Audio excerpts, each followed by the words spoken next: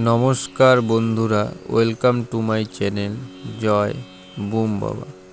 আশা করি সকলে ভালো আছেন এবং সুস্থ আছেন।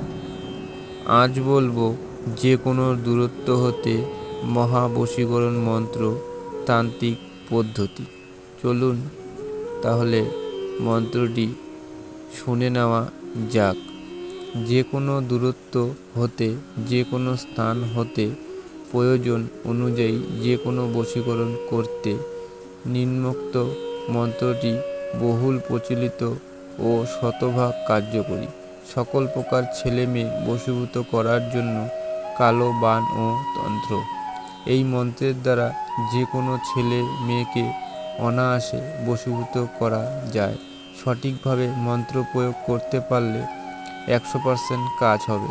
বশীকরণ মন্ত্র: সর্বাশক্তি সর্বা চাণ্ডালিনী পাতালবাসী যক্ষ নাগরানী চৌর্ণমুখী আধা চাহুনি তার উপরে পুষ্পা রমণী পঞ্চপাণ্ডব ভীমের হংকার রামের হাতে রাবণের ভস্মার ডাকি তোরে মোর বানে বানের জোরে অমুকের মন টানে ডানে টানে চাণ্ডালী বামে পদ্ম রানী ছাড় ছাড় ছাড় তোর বাপ মার ঘর গৃহ ছাড় ছাড় ছাড় ছাড় তোর মাও মাসি ছাড় মোর বান যদি লড়ে চড়ে দোহাই কামাখ্যা মায়ের যোনির জল মহাদেবের চরণে পড়ে দোহাই 33 কোটি দেবতার। নিয়ম: মন্ত্রটি অমাবস্যার রাতে মুখস্থ করতে হবে।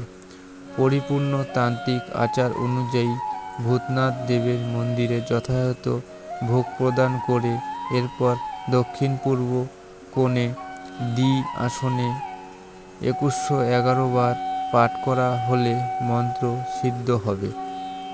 এরপর যখন প্রয়োজন হবে, যাকে বশীভূত করার প্রয়োজন হবে তার দিকে তাকিয়ে মন্ত্রটি 3 বার পাঠ করে ফুঁক মারলেই যাকে বশীভূত করতে চান সে আপনার বশ মানবে ও হুকুমে বাধ্যগত হবে। পরীক্ষিত নোট: মন্ত্র সাধনা ও সিদ্ধলাভ করার আগে অবশ্যই উপযুক্ত অভিজ্ঞ ব্যক্তি বা সাধকের পরামর্শ নিয়ে করবেন। অতি উৎসাহী না জেনে না বুঝে কোনো কিছু করবেন না। যে কোনো সাধনা নিজ দায়িত্বে করবেন। কোনো ধরনের অনাকাঙ্ক্ষিত ঘটনার জন্য আমি বা আমার ওয়েবসাইট কোনো দায় গ্রহণ করবে না। তবে এই ধরনের কাজ করতে প্রথমেই গুরুর অনুমতি প্রয়োজন। অনুমতি নিতে যোগাযোগ করুন বুম বাবার সঙ্গে স্ক্রিনে দেওয়া নম্বরে হোয়াটসঅ্যাপের মাধ্যমে। তো বন্ধুরা, আজ তাহলে এতটুকুই।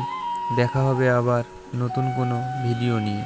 আজকের ভিডিওটি ভালো লাগলে অবশ্যই লাইক এবং শেয়ার করবেন এবং সাবস্ক্রাইব করে আমাদের পাশে থাকবেন। ধন্যবাদ।